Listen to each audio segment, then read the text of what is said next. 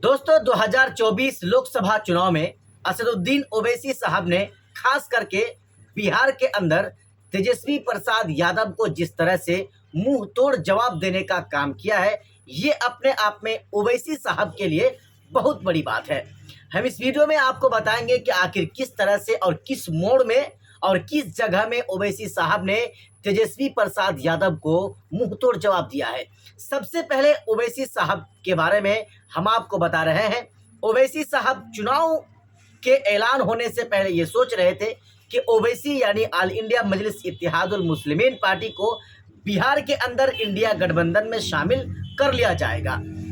जब हमें इंडिया गठबंधन में शामिल कर लिया जाएगा तो फिर हम इंडिया गठबंधन वालों के खिलाफ चुनाव नहीं लड़ेंगे। लेकिन अंततः ओवैसी साहब ने और एमआईएम पार्टी के बड़े बड़े कद्दावर नेता ने, लीडर ने इंतज़ार किया, लेकिन अंततः ओवैसी को इंडिया अलायंस में शामिल नहीं किया गया। उसके बाद जो ओवैसी साहब की तरफ से जो कदम उठाया गया बिहार के लिए, वो कुछ अलग था। वो अलग इसलिए था कि ओवैसी साहब ने सबसे पहले अख्तरुल ईमान को किशनगंज लोकसभा सीट से चुनावी मैदान में उतारा।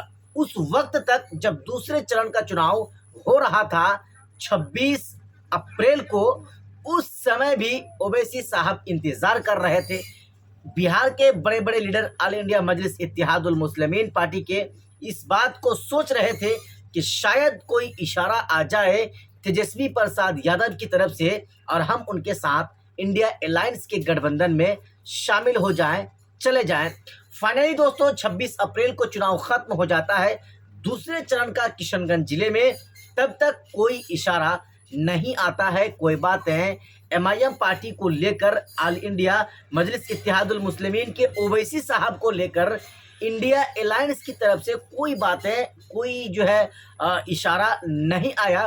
तब जाके ओवैसी साहब और एमआईएम पार्टी के चाहने वाले बड़े बड़े लीडरान ने बिहार के अंदर 9 और जिलों से चुनाव लड़ने का ऐलान कर दिया है। आप जानते हैं किशनगंज लोकसभा सीट का चुनाव खत्म हो चुका है।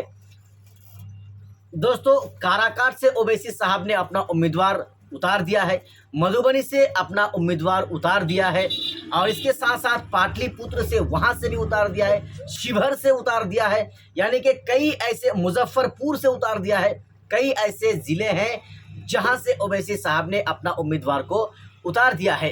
दोस्तों मैं आपको इसलिए कह रहा हूं कि ओवैसी ने तेजस्वी प्रसाद यादव को अकल ला दिया या उनके अकल को ठिकाने में ला दिया। वो इसलिए मैं कह रहा हूं कि ओवैसी साहब ने जिस तरह से निर्णय लिया है और ख़ास करके इंडिया अलायंस के खिलाफ, ये अपने आप में उसके लिए बहुत बड़ी बात है।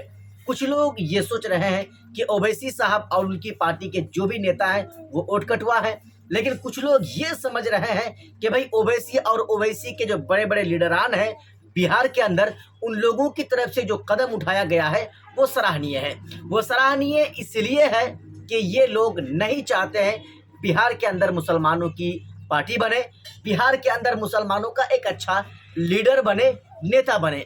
एमआईएम पार्टी की तरफ से बनने का प्रयास किया जा रहा था कि ओवैसी के 4 विधायकों को उसी आरजेडी यानी तेजस्वी प्रसाद यादव की तरफ से तोड़ लिया गया और उसी तेजस्वी प्रसाद यादव को मुंह तोड़ जवाब देने का काम ओवैसी साहब कर रहे हैं।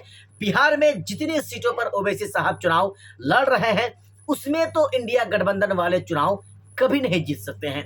किशनगंज के बारे में अगर मैं आपको बताऊं, पिछले 2019 लोकसभा चुनाव में अख्तरुल ईमान को 2,95,000 वोट मिला था और इस बार का जो समीकरण है, आंकड़ा है, वो 3.5 के आसपास दिख रहा है। कुल मिलाकर ये वोट ये इंडिया गठबंधन वालों का था, ये सारा वोट कांग्रेस पार्टी का था और ओवैसी के आने के बाद इन लोगों को डिवाइड करके अपनी तरफ खींच लेने का प्रयास कर लिया गया।